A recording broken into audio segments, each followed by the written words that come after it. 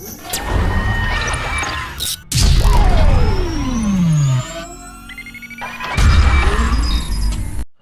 अपने channel lucky decision पन्ना home network में आप सभी दर्शकों का स्वागत है। मैं हूं आपके साथ कादिर। पन्ना होम नेटवर्क लकी डिसीजन आपसे लगातार ये अपील करता आ रहा है, कोरोना संक्रमण को ध्यान में रखते हुए सावधानियां जरूर बरतें। जिस तरह से संक्रमण फैल रहा है, हमें सावधान रहने की बहुत ही आवश्यकता है। मास्क जरूर लगाएं और अपना नंबर आने पर वैक्सीनेशन जरूर करवाएं। खबरों की शुरुआत करते हैं लॉकडाउन को लेकर। लॉकडाउन का उल्लंघन करने वाले 40 दुकानदारों पर जुर्माना हुआ। कलेक्टर के निर्देश पर पुलिस, नगरपालिका, राजस्व विभाग ने की कार्रवाई। 20,300 समन शुल्क वसूला। कलेक्टर संजय कुमार मिश्र के निर्देश पर नगर में लॉकडाउन एवं कोरोना गाइडलाइन का उल्लंघन करने वालों के खिलाफ लगातार कार्रवाई की जा रही है। 13 अप्रैल 2021 को पुलिस, नगरपालिका एवं राजस्व विभाग की संयुक्त टीम द्वारा नियमों का उल्लंघन करते हुए दुकान खोले पाए जाने पर 40 दुकानदारों के खिलाफ जुर्माना कार्रवाई की गई। इसी प्रकार कोरोना गाइडलाइन का उल्लंघन करने वाले 23 आम लोगों के खिलाफ जुर्माना कार्रवाई की गई। इस प्रकार कुल 20,300 रुपए का समन शुल्क वसूला गया। प्राप्त जानकारी के अनुसार तेजी से फैल रहे कोरोना वायरस को रोकने के लिए पन्ना कलेक्टर संजय कुमार मिश्र द्वारा लॉकडाउन एवं कोरोना गाइडलाइन का उल्लंघन करने वालों पर सख्त कार्रवाई के निर्देश दिए गए हैं, जिसके परिपालन में मुख्य नगरपालिका अधिकारी यशवंत वर्मा के मार्गदर्शन में पुलिस, नगरपालिका एवं राजस्व विभाग की संयुक्त टीम द्वारा शहर भ्रमण के दौरान नियम विरुद्ध दुकान खोलकर लॉकडाउन एवं कोरोना का उल्लंघन करने वालों पर कार्रवाई की गई। इस कार्रवाई से कोरोना संकट काल के दौरान लापरवाही एवं मनमानी बरतने वालों में हड़कंप मचा हुआ है। कार्रवाई के दौरान कोतवाली निरीक्षक अरुण कुमार सोनी, नगरपालिका निरीक्षक मनीष मेंदेले, पटवारी रामकरण बागरी के साथ पुलिस बल मौजूद रहा। उक्त टीम द्वारा नगर में लगातार ताबड़तोड़ कार्रवाई की जा रही है। का पालन करें।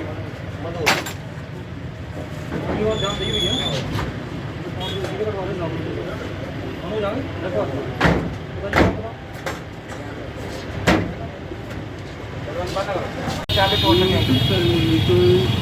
बिना आवश्यक कार्य के आमजन बाहर नहीं निकलेंगे। उचित रीति से धारण करके कोरोना संक्रमण से डिस्टेंसिंग का पालन करते हुए और लोगों को और बचाएं। हाथों को समय समय पर अब सभी नगर के बहुत सारे व्यवसायी इस बात का अभी भी बहुत कृपया अपने चेहरे को वो मास्क के किसी न कपड़े से किसी बहाने ढकें। किसी सोशल अपने प्रतिष्ठान को डिस्टेंसिंग चलाने की जिद पर अड़े हुए हैं और जब उन्हें बात समझाई जा रही है कृपया कोरोना नियमित रूप से पेश आ रहे हैं। सभी को बात की चेहरे समझाई को मास्क मनीष जी देखिए इनका चालान करवाइए और उधर वो सामान की दुकान भी खुली है उनको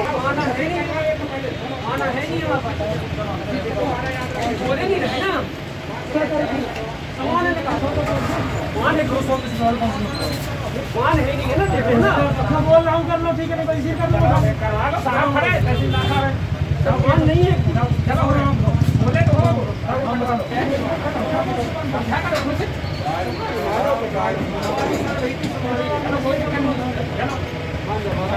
चलो बोल रहे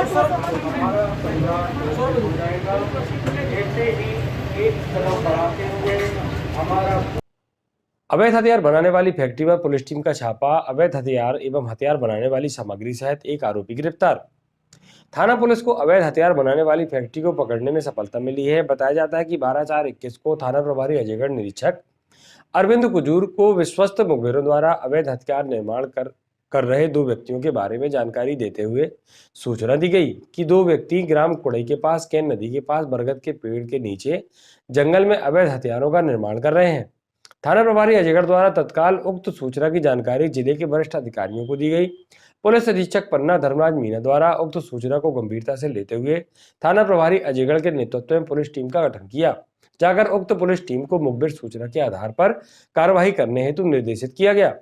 पुलिस टीम द्वारा तत्काल मुखबिर के बताए स्थान केन नदी के पास बरगद के पेड़ के नीचे वन विभाग के जंगल में देखा गया, जहां 2 व्यक्ति चद्दर बिछाए अवैध हथियारों का निर्माण करते हुए दिखे, जो पुलिस को देखकर भागने लगे, जिन्हें पुलिस टीम द्वारा पीछा करके पकड़ने का प्रयास किया गया, जिसमें से एक व्यक्ति को पुलिस टीम द्वारा पकड़ा गया एवं एक व्यक्ति केन नदी पार करके भाग गया। पकड़े गए व्यक्ति से पुलिस टीम द्वारा नाम पता पूछे जाने पर उक्त व्यक्ति द्वारा अपना नाम पता पुलिस टीम को बताया गया।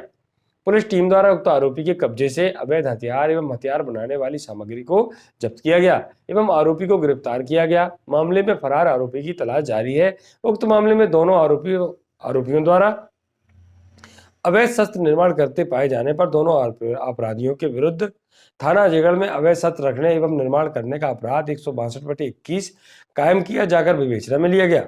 उक्त कार्यवाही में थाना प्रभारी अजयगढ़ निरीक्षक अरविंद कुचूर, अनिल सिंह, स्मिता सिंह, राम अवतार पटेल, कुंज बिहारी संतोष, नीरज एकवार का विशेष योगदान रहा। पुलिस अधीक्षक पन्ना द्वारा उक्त पुलिस टीम को पुरस्कृत करने की घोषणा की गई है। चैत्र नवरात्रि में मंदिर के बाहर से ही मां की आराधना, मंगलवार से शुरू हुई मां की उपासना का पर्व। प्रशासन ने मंदिरों के बाहर लगाए बैरिकेड, अंदर जाने की नहीं मिली अनुमति। जिले के नगरीय व ग्रामीण अंचलों में शक्ति उपासना का महापर्व चैत्र शुक्ल प्रतिपदा को मंगल कलश स्थापना के साथ मंगलवार से प्रारंभ हो गया है। सुबह से ही जिला प्रशासन द्वारा मंदिरों के अंदर प्रवेश प्रतिबंधित किया गया है। वैसे ही ज्यादातर श्रद्धालु मंदिर नहीं पहुंचे और घरों से ही उपवास रखकर मां की पूजा अर्चना की। शहर के बड़ी देवी मंदिर में कि कोरोना संकट के चलते बाहर से ही श्रद्धालुओं को दर्शन के लिए कहा गया और अंदर किसी को आने की अनुमति नहीं रहेगी। कुछ ही श्रद्धालु मंदिर पहुंचे और बाहर से ही मां की आराधना की। नवरात्रि का पर्व जिले में उल्लास के साथ मनाया गया। लोग घरों में ही उपवास रहकर पूजा अर्चना की और उपवास रखा। चैत्र शुक्ल नवमी तथा समूचा धर्म प्रेमी जनजीवन जगत जननी मां जगदम्बा की उपासना में लीन रहेगा तथा नगरीय व ग्रामीण अंचल तक का परिवेश भक्तिमय बना दिखाई देगा। चैत्र शुक्ल प्रतिपदा मंगलवार को विधान से होने के साथ इस 9 दिवसीय महापर्व को भी सभी तैयारियां पूरी कर ली गई हैं। 9 दिवसीय व्रत पर्व के रूप में मनाए जाने वाले चैत्र नवरात्रि महापर्व के दौरान जहां श्रद्धालु अपनी अपनी मनोकामनाओं के साथ लिए गए विविधतापूर्ण संकल्पों के अनुसार उपवास धर्म का पालन करेंगे। कोरोना के डर के साए में मां का 9 दिवसीय पर्व प्रारंभ हो गया। जहां बड़ी देवी मंदिर में भक्तों का तांता लगा रहता था तो वहीं इस पर्व मंदिर में सन्नाटा पसरा रहा। कुछ ही श्रद्धालु मां के दर्शन के लिए बड़ी देवी मंदिर पहुंचे और बाहर से दर्शन कर मां से कोरोना को समाप्त करने की प्रार्थना की। कोरोना के चलते नगरीय क्षेत्रों में लॉकडाउन किया गया है, जिसके चलते मंदिर में केवल पुजारी ने ही मां की मंगल आरती के साथ मां की विधिवत पूजा अर्चना की। लोगों की सुरक्षा को दृष्टिगत रखते हुए आमजनों के प्रवेश के लिए मां के दरवाजे बंद किए गए हैं। वहीं श्रद्धालुओं से अपील की गई है कि कोरोना वायरस के चलते मंदिर न पहुंचे। कम संख्या में मां कलेही के दर्शन करने पहुंचे रहे भक्तगण पूरे बुंदेलखंड में प्रसिद्ध पन्ना जिले के पवई विराजमान मां कलेही मंदिर में, जहां बीते वर्षों में नवरात्रि प्रारंभ होती है, भक्तों की भीड़ उमड़ती थी और दूर दूर से भक्त गण माता के दर्शन करने पहुंचते थे। इस वर्ष कोरोना काल को देखते हुए नवरात्रि के प्रथम दिन कम संख्या में भक्तगण पहुंच रहे हैं एवं कोरोना गाइडलाइन का पालन करते हुए परिसर के बाहर से ही माता के दर्शन करते हुए धर्म लाभ उठा रहे हैं। कोरोना को ध्यान में रखते हुए प्रशासन द्वारा जल चढ़ाने व प्रसाद बांटने का प्रतिबंध रखा गया है। साथ ही दूर से ही सामाजिक दूरी के साथ माता के दर्शन करने का सभी से आग्रह किया गया है। व्यवस्थाओं के लिए परिसर में पुलिस बल भी तैनात है। जिसने भी अपनी कांक्षा प्रकट की हो, उनकी समस्त कामना भगवती के प्रसाद से परिपूर्ण हुए। ये कौन सा मंदिर है और कैसी आस्था है? ये पद्मावती देवी का मंदिर है, लेकिन लॉकडाउन होने की वजह से अभी यहाँ मंदिरों का यात्रियों का कम आना जाना शुरू हुआ है। तो पूजा कैसे हो रही है? अंदर जाके पूजा की जाती है और दरवाजे से लोगों को दर्शन कराए जाते हैं। मतलब भक्त अंदर नहीं जा पाएंगे? नहीं, अंदर किसी भक्त को प्रवेश नहीं है। तो इस मंदिर का क्या पुराना इतिहास क्या है? पुराना इतिहास तो ये है कि यहाँ संवत 1321 में कोड़ राजाओं के राज्य में इस मंदिर का निर्माण कराया गया था। तभी से हम लोग यहाँ के पुजारी हैं। और भगवती के पदम यहाँ गिरे थे? जी। क्या कहानी? ये तो बहुत प्रसिद्धि हुई है। दक्ष प्रजापति के यज्ञ में सती ने जो अपने शरीर को होम दिया था, उसको लेकर के भगवान शंकर चारों संपूर्ण ब्रह्मांड में गमन किए। तो विष्णु भगवान ने सुदर्शन चक्र के द्वारा उसके 51 टुकड़े कर दिए। वो 51 टुकड़े जहाँ जहाँ गिरे वो वहाँ वहाँ शक्तिपीठ का निर्माण हुआ। मतलब ये यहाँ पर भी पद्मावती शक्तिपीठ कहलाता है ये, और यहाँ भी दाहिना पैर गिरा और तिरुपति बालाजी में बायां पैर गिरा। इसलिए दो जगह ये पद्मावती का देवी का मंदिर है और ये महालक्ष्मी भी कहलाती है। मतलब पद्मावती देवी मंदिर में पूरे बुंदेलखंड के लोग आते हैं जो मैहर नहीं हाँ जाते। जी, सभी लोग आते हैं, बुंदेलखंड के या आसपास के भी लोग जिनकी भगवती से श्रद्धा हुई वो यहाँ आते हैं। 11,000 केवी का तार टूटने से एक भैंस और एक गाय की मौत, ग्रामीणों में विद्युत मंडल के प्रति रोष। पवई के लगभग 15 किलोमीटर दूर बड़खेड़ा कला में आज मंगलवार लगभग 11 बजे 11,000 केवी का विद्युत तार गिरने से तारों की चपेट में आने से एक भैंस व एक गाय की मौत हो जाने का मामला सामने आया है।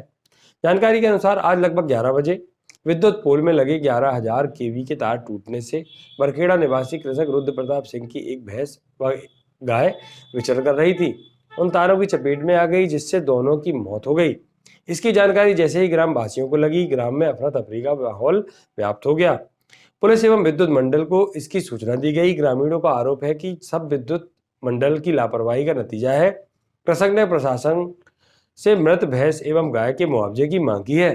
4 बजे से बंद हो जाता है महिवा का उप स्वास्थ्य केंद्र। कोरोना महामारी की दूसरी लहर पूरे देश में तबाही मचा रही है। संक्रमितों के बढ़ते आंकड़े प्रदेश और केंद्र सरकार की चिंताएं बढ़ा रही है।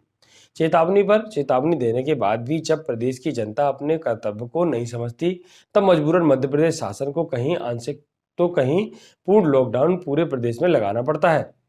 वैक्सीनेशन का कार्य पूर्ण और त्वरित गति से हो सके, इसके भी समुचित उपाय किए गए हैं, जिससे कि कोई भी पात्र नागरिक बिना टीके के ना रह जाए, और इस प्रयास में काफी हद तक प्रदेश की सरकार सफल भी रही है। इन सबके बीच पन्ना में कोरोना संक्रमितों का आंकड़ा बढ़ता जा रहा है, प्रतिदिन आंकड़े बढ़ते जा रहे हैं। इन परिस्थितियों के बीच आदर्श ग्राम पंचायत महिवा का उप स्वास्थ्य केंद्र ही यदि बंद हो तो लापरवाही का इससे अनूठा उदाहरण और क्या होगा। पर महिवा के सब संभव है आखिरकार यह जिला की सबसे बड़ी ग्राम पंचायत जो ठहरी। इस बाबत जब कंपाउंडर राजीव सोनी से जानना चाहा तो उन्होंने उनका मोबाइल बंद था। और स्वास्थ्य केंद्र महिवा नगर के अंतर्गत करीब 15 से 20 ग्राम आते हैं, जिन्हें यदि आबादी के दृष्टिकोण से देखा जाए तो यह केंद्र सबसे व्यस्ततम केंद्रों के अंतर्गत आता है। परंतु जब वहीं केंद्र जिसे 24 घंटे सातों दिन खुला रहना चाहिए, वह वैक्सीनेशन के समय से भी 1 घंटा पूर्व बंद हो जाता है, तो क्षेत्रवासियों के स्वास्थ्य की रक्षा कौन करेगा। बीएमओ अमानगंज को चाहिए कि महिवा उप स्वास्थ्य केंद्र की व्यवस्थाओं पर सुधार किया जाए, जिससे ग्रामीणों को इसका लाभ मिल सके। चांद के दीदार के साथ पवित्र माह रमजान का आगाज, जहां आज चैत्र नवरात्रि के साथ हिंदू नववर्ष का आगाज हुआ है, वहीं आज से ही मुसलमानों के पवित्र त्योहार रमजान का आगाज भी आज चांद के दीदार के साथ हो गया है। देर शाम आसमान में जब चांद नजर आया तो लोगों ने एक दूसरे को रमजान की मुबारकबाद दी। पन्ना शहर में भी लॉकडाउन के दौरान लोगों ने अपने अपने घरों की छत पर पहुंचकर चांद देखा। आज से 1 माह तक रमजान के रोजे रखे जाते हैं और इसके बाद ईद का त्योहार मनाया जाता है। इस्लाम में रमजान को बेहद ही महत्व दिया जाता है। इस माह की इबादत को सबसे बेहतर बताया गया है। रमजान माह में लोग सुबह से शाम तक रोजा रखते हैं। इस बार रोजा बेहद बड़ा होगा। गर्मी के मौसम में बिना पानी के दिन भर रोजा रखना बेहद मुश्किल होता है। बावजूद इसके लोग अकीदत के साथ रोजा रखते हैं। सुबह 4:54 से सहरी के बाद शाम 6:30 बजे इफ्तार का समय तय किया गया है। कलेक्ट्रेट भवन में हाथों को सैनिटाइज एवं थर्मल स्क्रीनिंग के बाद ही प्रवेश। अपर कलेक्टर जेपी दुबे ने निर्देश दिए हैं कि संक्रमण रोगों से बचाव हेतु उन संयुक्त नवीन कलेक्ट्रेट भवन में आने वाले प्रत्येक अधिकारी, कर्मचारी एवं आम जनता का चेहरा मास्क से ढका हुआ होना चाहिए। सभी के हाथों को सैनिटाइज करा के एवं थर्मल स्क्रीनिंग उपरांत ही कार्यालय में प्रवेश कराया जाए। उन्होंने इन कार्यों के संपादन के लिए चतुर्श्रेणी कर्मचारी की ड्यूटी लगाई गई है। उन्होंने मिलन प्रजापति को प्रत्येक सोमवार एवं गुरुवार को, संतराम प्रजापति को प्रत्येक मंगलवार एवं शुक्रवार, राजू रेखवार को प्रत्येक बुधवार को प्रातः 10 बजे से 6 बजे तक संयुक्त नवीन कलेक्ट्रेट भवन में आने वाले प्रत्येक अधिकारी, कर्मचारी एवं आम जनता की थर्मल स्क्रीनिंग करना व हाथों को सैनिटाइज कराएंगे। इसी प्रकार नारायण दास रेकवार एवं अयूब खान को प्रत्येक सोमवार से शुक्रवार को संयुक्त कलेक्ट्रेट भवन में के मुख्य द्वार को छोड़कर शेष सभी द्वार सुबह 10 बजे से बंद करें। जिले में 3 लोगों की मौत, एक दिन में 98 नए मामले आए। युवा क्रिकेटर वसीम सिद्दीकी, कांग्रेस के वरिष्ठ नेता मनीष शर्मा, वरिष्ठ नागरिक की मौत से हड़कंप मचा हुआ है। जिले में तेजी से बढ़ रहा है संक्रमण। हेल्थ बुलेटिन में मौतों के आंकड़े को छुपाने में जुटा है प्रशासन। कोरोना की दूसरी लहर जिले में घातक साबित हो रही है। संक्रमण की चपेट में आने से लगातार लोगों की मौतें की खबरें मिल रही हैं, लेकिन इन मौतों को स्वास्थ्य विभाग के बुलेटिन में जगह नहीं मिल रही है। गौरतलब है कि रविवार को सागर से उपचार के दौरान सागर के शहर के प्रतिष्ठित व्यवसायी और युवा क्रिकेटर आगरा मोहल्ला निवासी 38 वर्षीय युवा की कोरोना संक्रमण के चलते मौत हुई। बताया जाता है कि शनिवार को उसे जिला अस्पताल में कोरोना जांच के लिए लाया गया, जहां सांस लेने में परेशानी और बेहद कम ऑक्सीजन लेवल होने के कारण उसे तत्काल मेडिकल कॉलेज सागर के लिए रेफर किया गया, जहां पर रविवार को उसने दम तोड़ दिया। बताया जाता है कि मृतक द्वारा कई दिनों से बीमार होने के बाद भी जांच नहीं करवाई गई थी, जिसके चलते अंतिम स्टेज पर कोरोना का पता चला। यदि समय रहते जांच कराई जाती तो युवक की जान बचाई जा सकती थी। इसी तरह शहर के टिकुरिया मोहल्ला निवासी 82 वर्षीय सेवानिवृत्त वाणिज्यकर अधिकारी की मौत कोरोना संक्रमण से होने की खबर मिल रही है। परिजनों की माने तो कुछ दिन से बीमार थे, जिसके चलते जिला चिकित्सालय पन्ना में उनका कोरोना टेस्ट कराया गया, लेकिन 1 सप्ताह से भी अधिक समय बीत जाने के बाद भी उनकी रिपोर्ट प्राप्त नहीं हुई। वरिष्ठ नागरिक होने के चलते उन्होंने कोरोना वैक्सीन लगवाई थी, लेकिन दूसरा डोज नहीं लग सका था। अचानक ऑक्सीजन लेवल कम होने के चलते परिजन उन्हें तुरंत कटनी के MGM हॉस्पिटल लेकर पहुंचे, जहां उनका एंटीजन टेस्ट कराया गया, जिसमें रिपोर्ट पॉजिटिव आई। इसके बाद परिजनों को कटनी में ही उनका उपचार प्रारंभ करा दिया। परिजनों की माने तो उनकी सेहत में कुछ सुधार हुआ और फिर आज उनका निधन हो गया। बताया जाता है कि शहर के प्रतिष्ठित नागरिक थे और शहर के अग्रणी कॉलेज छत्रसाल महाविद्यालय के प्रथम छात्र संघ अध्यक्ष भी रहे हैं। इसके अलावा भी अन्य कई लोगों के संक्रमण के चलते मौत होने की खबरें मिल रही हैं।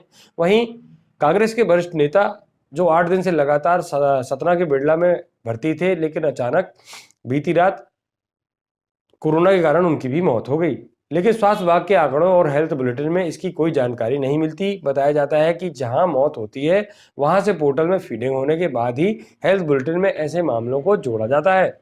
कलेक्टर SP ने किया अजयगढ़ का दौरा। कोविड-19 संक्रमण से के बढ़ते केसों को देखते हुए पन्ना जिले में संपूर्ण लॉकडाउन 14 तारीख तक बढ़ा दिया गया था। इसी को देखते हुए कलेक्टर संजय कुमार मिश्र एवं SP धर्मराज मीणा द्वारा शाम को अजयगढ़ पहुंचे और लॉकडाउन व शहर का जायजा लिया। शहर के भ्रमण के दौरान लोगों को समझाइश दी, मास्क अवश्य लगाएं एवं सामाजिक दूरी का पालन करें। आप सुरक्षित रहें एवं सामने वालों को सुरक्षित रखें। इस नगर भ्रमण के बाद थाना परिसर में एक मीटिंग ली, जिसमें नगर के गणमान्य नागरिकों के साथ कोविड-19 संक्रमण के रोकथाम के सुझाव लिए गए। कलेक्टर संजय कुमार मिश्र ने लोगों को समझाया कि यहाँ उपस्थित लोग बिना मास्क के किसी व्यक्ति से बात न करें, क्योंकि मास्क से ही संक्रमण को रोका जा सकता है। एक और सिलिकोसिस पीड़ित मजदूर ने दम तोड़ा। प्रदेश में नहीं है सिलिकोसिस पुनर्वास नीति। प्रदेश के खनिज संसाधन एवं श्रम मंत्री ने गृह जिले में लाइलाज सिलिकोसिस बीमारी से मौतों का सिलसिला थमने का नाम नहीं ले रहा है।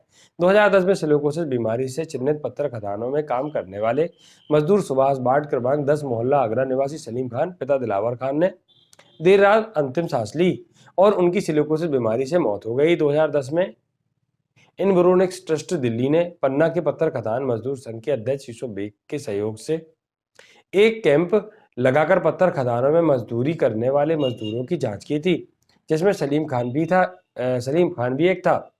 मजदूर सलीम खान समाजसेवी यूसुफ बेग के साथ सिलिकोसिस आंदोलन से जुड़ा रहा है।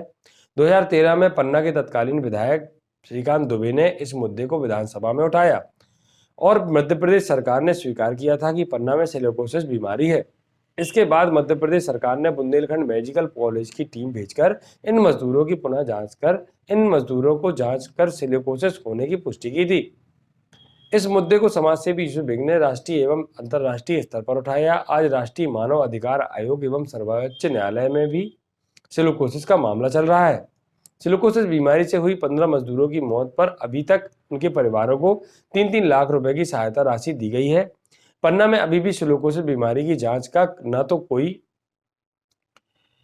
तो अभी तक कोई स्पेशलिस्ट डॉक्टर है और ना ही जांच की कोई व्यवस्था है। पन्ना में संस्था के माध्यम से 122 मजदूरों को सिलिकोसिस जांच के विशेषज्ञ डॉक्टर V मुरलीधर से जांच कैंप लगाकर चिन्हित कराया गया था। मध्य प्रदेश में सिलिकोसिस पुनर्वास नीति का प्रारूप तैयार तो हुआ है, लेकिन अभी तक उसे लागू नहीं किया गया। इस संबंध में समाजसेवी यूसुफ बेग ने मध्य प्रदेश सरकार में खनिज संसाधन एवं श्रम मंत्री एवं पन्ना विधानसभा के स्थानीय विधायक ब्रजेंद्र प्रताप सिंह को पत्र के माध्यम से सिलिकोसिस पुनर्वास नीति के लागू करने के लिए आग्रह किया था और उन्होंने इस संबंध में प्रदेश स्तर पर चर्चा कर नीति लागू करवाने का आश्वासन भी दिया है। स्थानीय विधायक एवं मध्य प्रदेश सरकार का कद्दावर खनिज एवं श्रम विभाग मंत्री से खनिज मजदूरों को बहुत उम्मीद है, लेकिन अभी तक मध्य प्रदेश में सिलिकोसिस पीड़ित मजदूरों के लिए पुनर्वास नीति लागू नहीं की गई है, जबकि प्रदेश सरकार के पास इनका पूरा प्रारूप तैयार है। तहसीलदार एवं बीएमओ ने किया वैक्सीनेशन सेंटर का निरीक्षण। ग्राम पंचायत गढ़ी पड़रिया में 11 मार्च से चल रहे कोविड-19 वैक्सीनेशन सेंटर का सोमवार 12 मार्च को देवीनगर तहसील राजेंद्र मिश्रा एवं बीएमओ अभिषेक जैन ने किया। निरीक्षण के दौरान बीएमओ अभिषेक जैन ने कोविड-19 का टीका लगाकर शुरुआत की, जिसमें आज लगभग 100 नागरिकों को टीका लगाया गया। बीएमओ डॉक्टर अभिषेक जैन ने सभी लोगों से अधिक कोविड-19 का टीका लगवाने की अपील की। साथ ही आंगनबाड़ी कार्यकर्ताओं एवं आशा कार्यकर्ताओं को स्पष्ट शब्दों में निर्देश दिए कि अपने कार्य क्षेत्र के लोगों को जागरूक कर अधिक से अधिक वैक्सीनेशन करवाएं और हिदायत दी कि वैक्सीनेशन कार्य में कोई भी लापरवाही बर्दाश्त नहीं की जाएगी। किसी भी बड़े आयोजन को सफल बनाने में स्थानीय वॉलंटियर का योगदान हमेशा अतुलनीय होता है। टीकाकरण महोत्सव में स्थानीय लोगों में कोरोना वॉलंटियर प्रशांत भार्गव, अशोक विश्वकर्मा, शैलेंद्र भार्गव सहित सरपंच अशोक कुशवाहा का सराहनीय योगदान रहा। नवविवाहिता आग में झुलसी। एक नवविवाहिता ने सुबह 9 बजे करीब बुरी तरह आग में झुलस गई, जो लगभग 90% जल चुकी थी। प्राप्त जानकारी के मुताबिक रूपा अहिरवार पिता जगदीश अहिरवार उम्र 22 वर्ष निवासी ग्राम भुंडा सुबह अपने घर में अकेली थी। पति एवं परिजन अपने खेतों में काम से चले गए थे। उक्त नवविवाहिता घर में खाना बनाने को कहकर रुक गई थी। किन हालातों में आग लगी या लगाई यह परिजनों को मालूम नहीं है, क्योंकि घर में जलने वाली